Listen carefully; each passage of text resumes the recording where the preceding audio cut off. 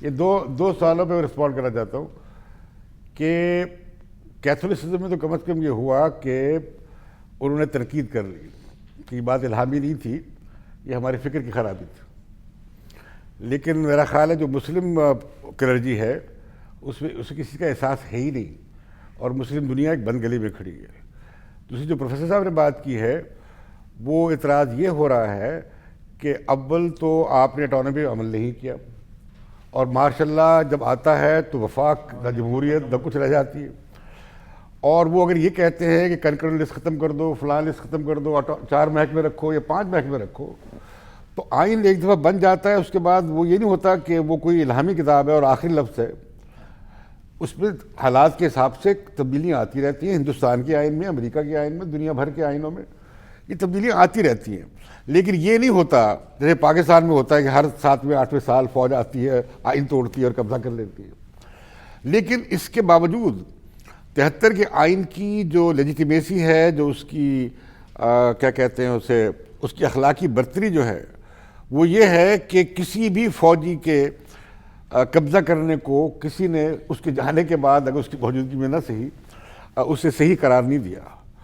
اور آج پھر ہم دوبارہ مشرف کے ماشاء اللہ کے بعد 73 کے آئین پہ واپس آ گئے. پاکستان میں کسی ماشاء اللہ کو عوام نے اور سیاسی اپوزیشن نے قبول نہیں کیا، اور ہمارے ملک میں ایک لمبی جمہوری، اور یہ جیسے جاوید اقبال صاحب مجھے یاد ہے یہ ایوب خان کے خلاف تحریک میں ہم ان کی تقاریر سنتے تھے اور ان کے پیچھے نعرے لگاتے تھے ایوب خان کے خلاف. ایک لمبی تاریخ ہے، ضیاء کے خلاف ایک لمبی تاریخ ہے، لوگوں نے لاکھوں کارکن جیلوں میں گئے ہیں. پھر مشرف کے خلاف ایک لمبی تاریخ ہے. تو یہاں لوگوں نے غیر جمہوری نظاموں کو قبول نہیں کیا. لیکن جو 73 کا آئین ہے اس میں آپ دیکھیے کہ اسے ایبینس کہتے ہیں کہ تعطل میں رکھا گیا ہے، ختم نہیں کیا جا سکا. اگلے نوجوان کا سوال ہے، اور ایک سوال میرے پاس بھی ہے لیکن میں نوجوان کو پریورٹی دیتے ہوئے جی ان کے مقابلے میں نہیں ہوں. میرا سوال یہ ہے کہ آپ نے بھی بات کی کہ ہمیں ماضی کو چھوڑنا پڑے گا، لیکن ساتھ ہی آپ یہ بات کر رہے ہیں کہ ماضی سے اگر کچھ ایسی غلطیاں ہوئی کہ NFC کے لیے بھی 20 30 سال لگے، تو ہم ماضی سے ہی کچھ سیکھیں گے تو آگے مستقبل بنے گا.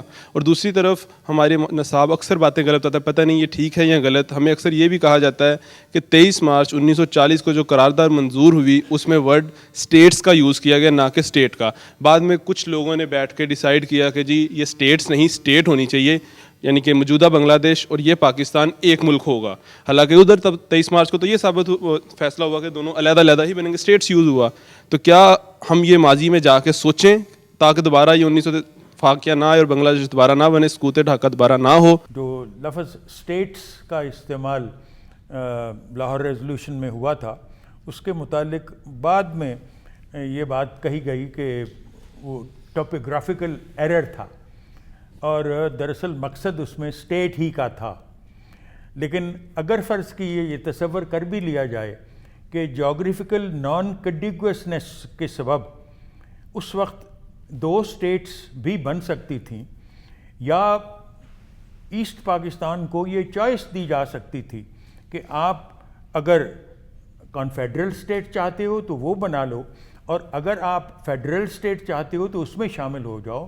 تو انہوں نے ووٹ فیڈرل اسٹیٹ کے لیے ہی دیا تھا. میں ڈاکٹر صاحب سے ذرا اجازت چاہوں گا اختلاف کی، ہمارے بزرگ ہیں. آپ کو حق ہے جی، وہ یہ کہ قائد اعظم جو تھے بہت زیرک وکیل اور بڑے انگریزی دان تھے. یہ ٹائپنگ مسٹیک کی بات میں نہیں بائی کر سکتا، خرید سکتا، بلکہ میں یہ کہوں گا کہ یہ تصور اس وقت بڑا کنفیڈرل سسٹم کے اور اسکیمز کے بہت خیالات تھے انڈیا میں، اور قائد اعظم کو معلوم تھا وہ کیا کہہ رہے ہیں، اور پاکستان کا نقشہ سامنے نہیں تھا. اور میں یہ بھی کہنا چاہوں گا کہ پارٹیشن کا کوئی نقشہ نہ کانگریس کے پاس تھا نہ مسلم لیگ کے پاس تھا.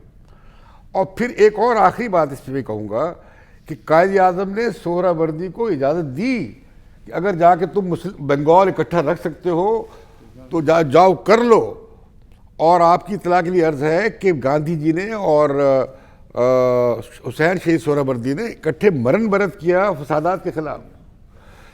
اور مسلم لیگ کا جو بنگال کی اسمبلی میں جب یہ سیشن ہوا آخری، تو مسلم لیگ نے صبح کے سیشن میں متحدہ بنگال کے حق میں ووٹ دیا. بڑی دلچسپ بات ہے، میں وہاں گیا ہوں، میں نے وہ ریکارڈ نکلوایا. ایک ہی دن کے دو اجلاس ہیں. پہلے دن کے صبح کے اجلاس میں مسلم لیگ کہہ رہی ہے متحدہ بنگال اور کانگریس کہہ رہی ہے نہیں تقسیم, اور شام کے اجلاس میں یہ آتا ہے کہ جی پارلیمنٹ تقسیم ہو جائے, اور 2 اجلاس ہوئے اور 2 پارلیمنٹس بن گئی. تو میں کہنا چاہ رہا ہوں کہ یہ جو معاملہ ہوا کہ بنیادی طور پر پاکستان کی تحریک کی خوبی ایک یہ تھی کہ یہ اقلیتوں کے خاص طور مسلم اقلیت کی ایسپریشنز کی اظہار تھی.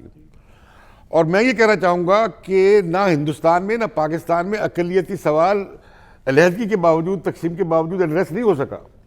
ہندوستان میں اقلیتوں کی حالت بھی خراب ہے, پاکستان میں اس سے بھی بدتر ہے اقلیتی حالت, حالانکہ وہ 3% سے بھی کم ہے. تو میں کہنا یہ چاہ رہا ہوں کہ قومی آزادی کی تحریک جو ہے ہماری لیڈرشپ اقلیتوں کے سوال کو طے کرنے میں ناکام ہو گئی. میں مجموعی طور پہ کہہ رہا ہوں, اگر مثال کے طور پہ جو مسلمز کے ایسپریشن ایڈریس ہو جاتی یا کانفیڈنس اسکیم ہی مان لی جاتی جیسے کیبنٹ مشن پلان میں تھی, تو پھر یہ معاملہ اتنا خون خرابہ اور جھگڑا اور فساد نہیں ہونا تھا. اگلے سوال کی طرف چلتے ہیں جی. کیا انڈیا واقعی پاکستان کی سلامتی اور پاکستان کی ترقی کا خواہاں ہے؟ ایک بات, یہ سوال کا پہلا حصہ ہے. اور دوسرا میرا سوال یہ ہے کہ موجودہ جو حالات ہیں ساؤتھ ایشیا کے اور بگ جو وار گیمز یہ اس ایریا میں چل رہی ہے, کیا یہاں اس خطے میں ری یونیفیکیشن کے چانسز کیا ہیں اور یا ڈس انٹیگریشن کے چانسز کیا ہیں اوور آل سب کانٹیننٹ کے؟ پاکستان کو سروائیول کے لیے, ترقی کے لیے کسی کے سرٹیفکیٹ کی ضرورت نہیں. پاکستان نے قائم رہنا ہے اور اپنے زور پہ رہنا ہے, اپنی عقل اور فہم سے اور دانش سے رہنا ہے. لیکن جو ہمارے وتیرے رہے ہیں یہاں اسٹیبلشمنٹ کے, فوجی حکمرانوں کے, اس سے ملک ٹوٹا, ایک بار نہیں ٹوٹا بلکہ مزید حالات بھی خراب ہوئے, اور یہاں بھی فوجی کارروائیاں ہوتی رہی. دوسری بات یہ ہے کہ کسی کے مفاد میں نہیں ہے دنیا میں اس وقت کہ پاکستان غیر مستحکم ہو, صرف ایک کے سوا, وہ ہے یہ جو لشکر ہیں, القاعدہ والے ہیں اور طالبان والے ہیں. وہ اب اپنا پاکستان پہ کلیم داخل کر رہے ہیں اور وہ نہیں مانتے پاکستانی ریاست کو. بھارت کے اپنے مفاد میں ہے کہ پاکستان مستحکم رہے, پاکستان کے اپنے مفاد میں ہے کہ افغانستان مستحکم ہو جائے. امجد صاحب, بریکس ناگزیر ہوتی ہیں, آپ کو پتہ ہے, اور اس سوال کے ایک حصے کا جواب جاوید اقبال صاحب سے بھی لینا ہے تو وہ بھی ہم لیں گے, لیکن وقت ہو گیا ایک بریک کا. آپ دیکھتے رہیے بدلتا پاکستان.